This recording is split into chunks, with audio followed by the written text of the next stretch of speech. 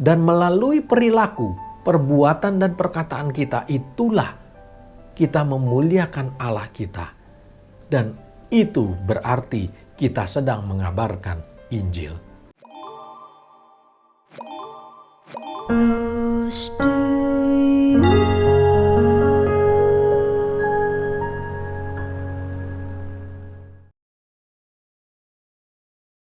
Shalom, selamat pagi Bapak Ibu yang terkasih di dalam Tuhan. Kembali kita berjumpa dalam acara Close to You. Judul renungan firman Tuhan pada pagi hari ini adalah Menjadi Pemberita Injil. Allah berbicara kepada manusia dengan berbagai macam cara. Dan sejak manusia jatuh dalam dosa, maka ada pemisah antara Allah dengan manusia. Dan hal ini yang menjadi penghalang komunikasi antara kita dengan Tuhan kita. Bagaimana kemudian Allah berkomunikasi kepada kita? Mari kita baca firman Tuhan di dalam Ibrani 1 ayat 1 sampai yang kedua. Ibrani 1 ayat 1 sampai yang kedua. Setelah pada zaman dahulu Allah berulang kali dan dengan berbagai cara berbicara kepada nenek moyang kita dengan perantaraan para nabi. Pada zaman akhir ini Ia berbicara kepada kita dengan perantaraan anaknya yang telah Ia tetapkan sebagai ahli waris segala sesuatu. Melalui Dia, Allah telah menjadikan alam semesta. Kerinduan Allah untuk berbicara kepada umatnya setelah mereka jatuh dalam dosa dilakukan melalui perantaraan para nabinya. Dan ini terjadi pada zaman Perjanjian Lama. Bagaimana dengan zaman Perjanjian Baru? Dalam Perjanjian Baru, Allah berbicara kepada umatnya melalui perantaraan anaknya yang Ia utus dengan lahir ke dunia ini dalam rupa Yesus Kristus. Dalam dua masa tersebut, perkataan Allah banyak disampaikan melalui mujizat dan juga sarana-sarana lainnya. Dan puncaknya melalui Yesus Kristus sendiri. Kemudian bagaimana dengan masa sekarang ini?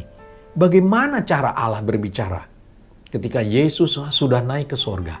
Mari kita baca firman Tuhan di dalam Kisah Para Rasul 1 ayat yang ke-8. Kisah Para Rasul 1 ayat yang ke-8. Tetapi kamu akan menerima kuasa bila mana Roh Kudus turun ke atas kamu, dan kamu akan menjadi saksi-saksiku di Yerusalem, di seluruh Yudea dan Samaria, dan sampai ke ujung bumi. Sebelum Yesus Kristus naik ke surga, Ia telah berjanji bahwa para rasul atau kita semua ini akan menerima kuasa Roh Kudus. Dan inilah yang akan membuat kita menjadi saksi-saksinya ke seluruh penjuru dunia. Roh Kudus yang tinggal di dalam kitalah yang akan mendukung kita untuk berbicara tentang Injil keselamatan kepada semua orang. Dan apakah hal ini mengharuskan kita semua menjadi pendeta? Mari kita baca firman Tuhan di dalam Matius 5 ayat yang ke-16. Matius 5 ayat yang ke-16. Demikianlah hendaknya terangmu bercahaya di depan orang, supaya mereka melihat perbuatanmu yang baik dan memuliakan Bapamu yang di sorga. Dari ayat ini kita ditunjukkan bahwa mengabarkan Injil itu bukan hanya kita harus menjadi pendeta atau hamba Tuhan saja, tetapi karena ada Roh Kudus dalam hidup kita. Maka melalui perbuatan hidup kitalah orang-orang akan mengenal siapakah Allah kita. Dan melalui perilaku, perbuatan dan perkataan kita, itulah kita memuliakan Allah kita. Dan itu berarti kita sedang mengabarkan Injil. Dengan Roh Kudus dalam kita, maka kita menjadi terang yang bercahaya di depan semua orang. Demikianlah cara Allah berbicara kepada manusia melalui hidup kita yang telah dilengkapi oleh Roh Kudus. Allah bisa berbicara kepada orang-orang yang belum mengenal siapa Yesus Juru Selamat itu. Melalui siapa? Melalui perilaku, perkataan, dan kehidupan kita. Ketika kita ada Roh Kudus, itu Allah berbicara kepada orang lain yang belum mengenal Dia. Oleh sebab itu, penting sekali kita hidup di dalam kekudusan, supaya Roh Kudus tetap tinggal di dalam kita. Dan kita bisa tetap menjadi pemberita Injil keselamatan untuk semua orang. Artinya, kita sudah melanjutkan atau menjalankan amanat agung Tuhan kita untuk mengabarkan Injil ke seluruh dunia. Demikianlah renungan firman Tuhan pada pagi hari ini dengan judul Menjadi Pemberita Injil. Amin. Kita tundukkan kepala, kita berdoa bersama-sama. Tuhan Bapa kami di surga, kami bersyukur oleh karena kemurahan dan kasih-Mu kepada kami ya Bapa. Ketika Engkau sudah naik ke sorga, Engkau mengutus Roh-Mu yang kudus untuk tinggal di dalam kami. Roh Kudus itulah yang akan menuntun jalan hidup kami. Roh Kudus itulah yang akan memberikan kekuatan bagi kami ketika kami menghadapi segala macam masalah di dalam kehidupan kami. Dan Roh Kudus itulah yang akan merubah cara hidup kami, sehingga melalui kehidupan kami terpancar terang kemuliaan Tuhan dan banyak orang akan mengenal siapakah Allah kami yang kami sembah. Terima kasih ya Tuhan, firman-Mu mengingatkan kami ketika kami menjaga kekudusan dan Roh Kudus itu tinggal di dalam kami. Itu artinya kami sedang mengabarkan Injil keselamatan Tuhan juga. Terima kasih ya Bapa, Engkau berkati setiap orang yang mendengarkan renungan firman Tuhan pada pagi hari ini. Dan kuasa Roh Kudus menjamah kami semua. Di dalam nama Tuhan Yesus kami sudah berdoa dan kami mengucap syukur. Amin. Demikianlah renungan firman Tuhan pada pagi hari ini. Sampai jumpa pada acara Close to You berikutnya. Tuhan Yesus memberkati kita semua. Close to You.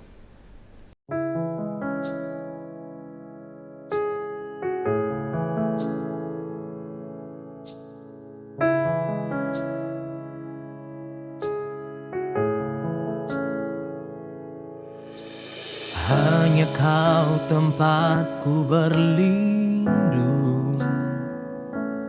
hanya Engkau laguku dan kekuatanku.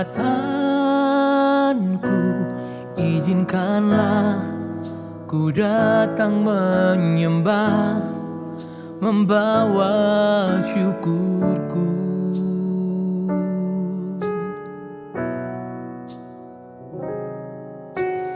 Hanya Kau tempatku berlindung, hanya Engkau laguku dan kekuatanku. Izinkanlah ku datang menyembah, membawa syukurku. Sedalamnya hatiku Kau pun tahu, dan kasih-Mu tak jauh dalam jiwaku.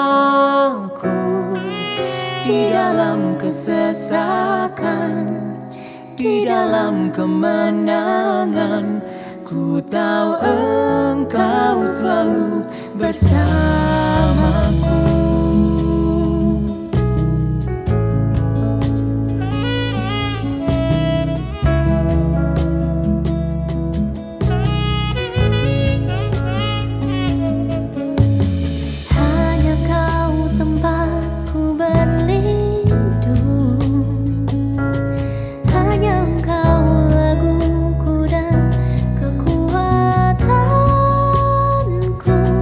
Izinkanlah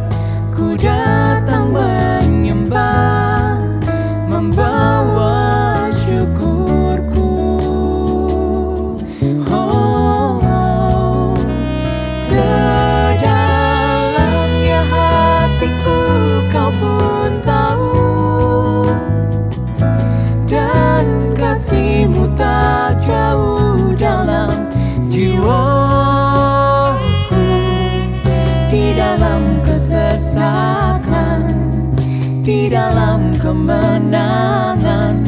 Ku tahu Engkau selalu bersamaku.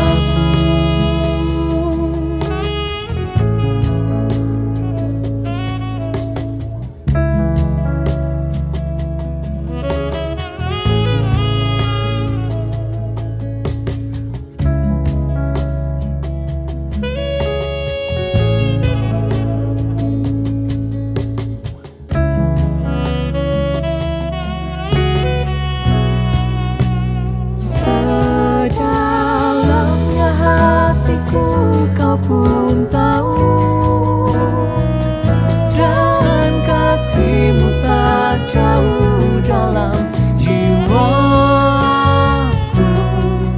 Di dalam kesesakan, di dalam kemenangan, ku tahu Engkau selalu bersamaku.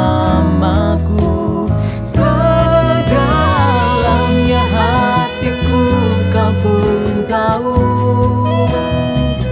dan kasih-Mu tak jauh dalam jiwaku.